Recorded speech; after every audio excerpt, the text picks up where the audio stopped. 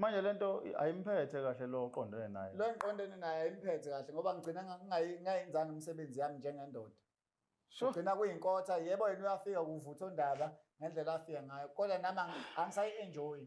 Isizathu sokuthi ngibhalele la ekhaya ke mhlambe ngingasichaza ukuthi ngisenkingeni enjalo. Mhlambe mangabe ukhona ongasilekelela mhlambe ukuthi siphume kule nkinga, ngiphume kule nkinga ngibhekene nayo. Mhlambe angake asilekelele. Because njengamanje uthi ngikhathi uqala ukuyenza lento ibhizinisi lazama latotoba wawubona umehluko. Yes. But manje sekuthule kutheni ya? Kuthule nje. Kodwa umthetho usamile ukuthi wena fanele uyokhotha. Fanele ngiyokhotha nje. Mawumtshela ke umakhosi lo noma umama lo inyanga uthini? Uxabana nami ibhadi. Siyaxabana endaweni lo mama lo usendaweni yangapha kaZulu. Ngiyacabanga ukuthi uyufamilia indawo yaseDokodweni. Ya umsebenzi wethu ya. Ya. Le ndawo ingapha eDokodweni koGinga Indlovu.